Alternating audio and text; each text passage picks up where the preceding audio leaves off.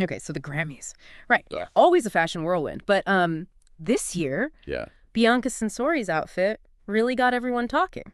Yeah. You know, the sheer slip dress, no undergarments, the black fur coat. It was a statement, for sure. Right. Yeah, in the context of, you know, the Grammys, Mm-hmm. it's a night celebrating women in music, but, Mm-hmm. let's be real, it's also a place where women's appearances get Oh, totally. glorious. And that's actually what this Vogue article is all about. It's the one we're diving into today.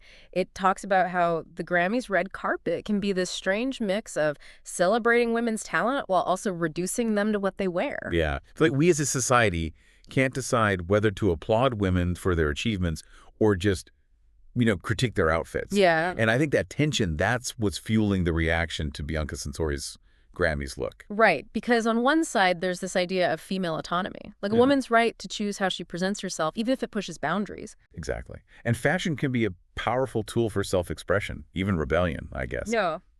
But the article also asked this question: where does Bianca's outfit actually fall on that spectrum? Like, is it a deliberate statement of self-ownership, or is something else going on? Well, the author says that fashion should be about celebrating sensuality and not just, shock value. Yeah. And that's where things get a bit complicated with Bianca's Grammys look. Yeah, it is interesting, right? Because the article mentions other times Bianca's kind of pushed fashion boundaries, like posing nude with a hotel pillow or wearing a see-through raincoat. So there's this pattern of boldness, but it's hard to say what's behind it, without hearing from her directly. Right. Yeah. That's what I found so fascinating. We don't hear from Bianca. She's silent. Unlike, some of Kanye's previous partners who were very vocal about their fashion choices and the meaning behind them, we haven't really heard Bianca explain her perspective at all. That silence, it definitely adds another layer to the conversation. Yeah. I mean, some people might see it as a sign that she's not in control of her image, especially because of, her relationship with Kanye. Right. The whole being silenced by a powerful man narrative. And the article does bring that up as a concern, too. But it also warns against jumping to conclusions. We can't just assume that because a woman is in a high-profile relationship, she's being controlled. Exactly. Right? Right. We just don't know. Yeah.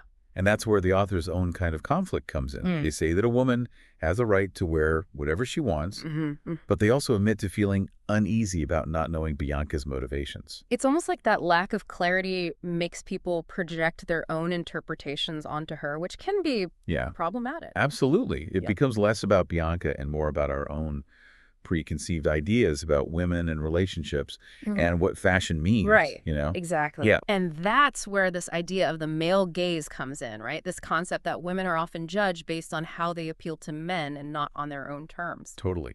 And the article touches on that too. It suggests that even if a woman chooses to dress in a way that gets attention, it doesn't automatically mean she's doing it for men. It could be about personal empowerment, pushing boundaries, or something else entirely. It's almost like as a society, we need to be more aware of how our own biases affect how we see women and their choices. And that brings us to this bigger question. How much agency do we assume women have, especially when they're in the public eye and in these high-profile relationships? That's a great point and something we should definitely explore further. But before we do, I'm curious what struck you the most about this initial analysis of Bianca Censori's Grammys look and all the conversation it sparked. Yeah. Honestly, for me, it's how easy it is to jump to conclusions with just a little bit of information. Like we see a photo or hear some commentary and boom, we think we know what's going on in someone's head. It's true. It's human nature, I guess, to fill in the blanks with our own assumptions and biases. Yeah. But like the article says, we have to be aware of those biases, especially when we're talking about women in the spotlight. Yeah, because there's this whole history of judging and scrutinizing women for their looks and who they're with. Like all those headlines about female celebrities being too thin or not thin enough, or the constant speculation about who they're dating and what it all means. Like society can't help but try to put women into these little boxes.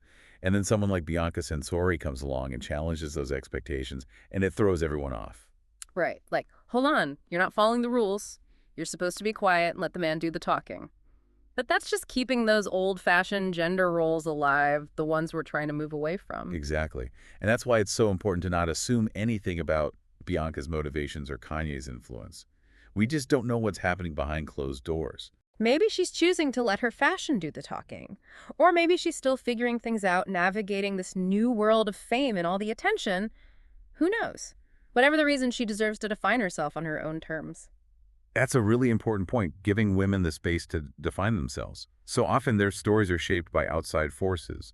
The media, the fashion industry, societal expectations. It's like they're constantly being told who they are and how to act. And when they step outside those expectations, they get labeled as difficult or controversial. But what if they're just trying to be themselves? What if they're trying to break free from those limiting stories?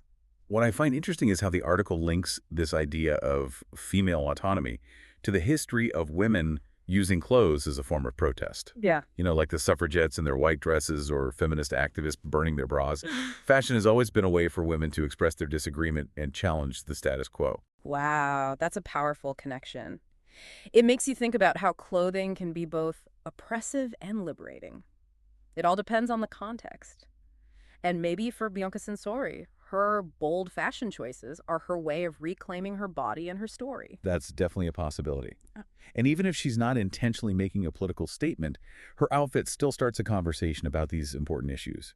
It forces us to look at our own assumptions about women's sexuality and the power dynamics that shape our culture. One of the most valuable things I'm taking away from this deep dive is that fashion is never just about clothes. It reflects our values, our beliefs, and how we see ourselves and the world around us. It's a language, a way of communicating that can be both powerful and subtle. And when we approach it with an open mind and willingness to question our own biases, it can lead to some really insightful discoveries. Speaking of insightful discoveries, the article also talks about this idea of performative femininity, the pressure on women to present themselves in a way that fits traditional gender roles. I was wondering how that might be playing into the reactions to Bianca Censori's outfit. Oh, that's a great observation.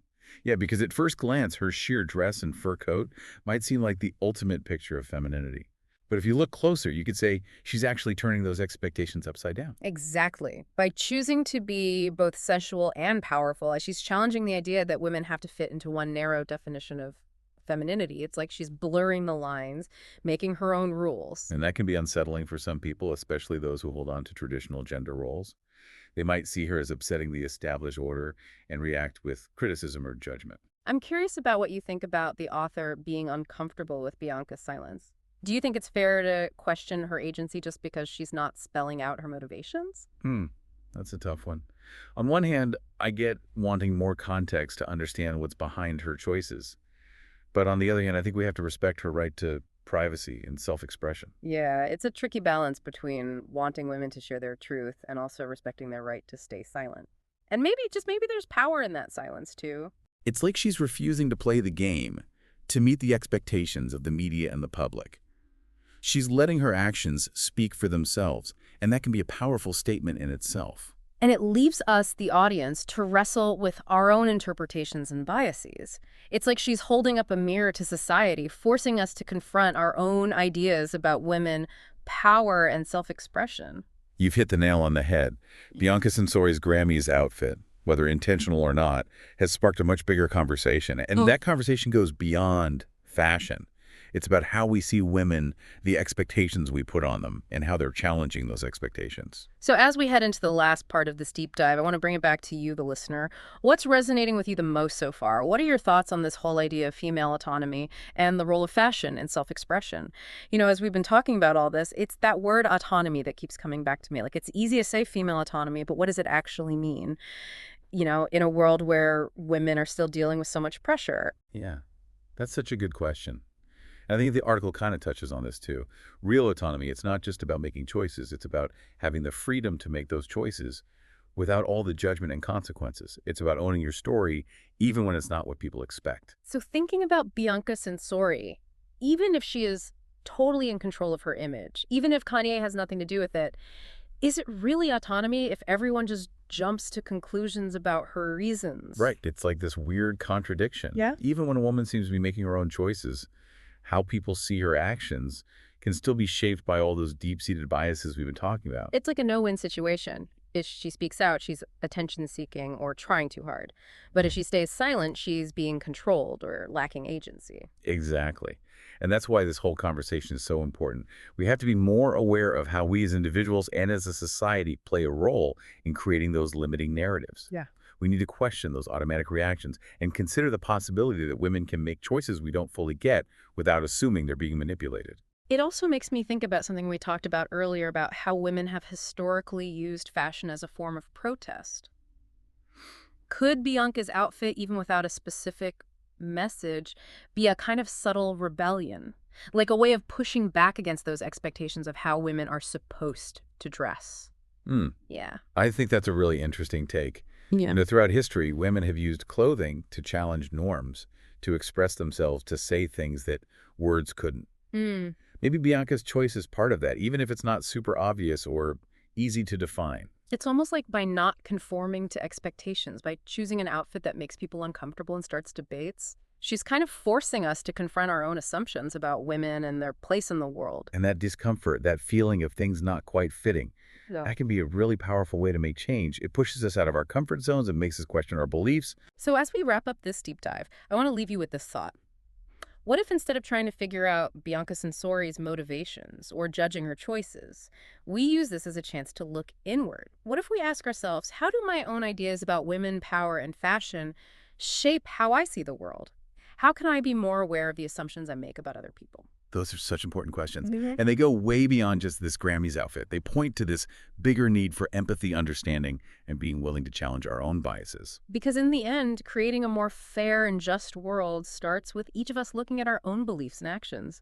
And you know what? Maybe a little fashion controversy can help us get there.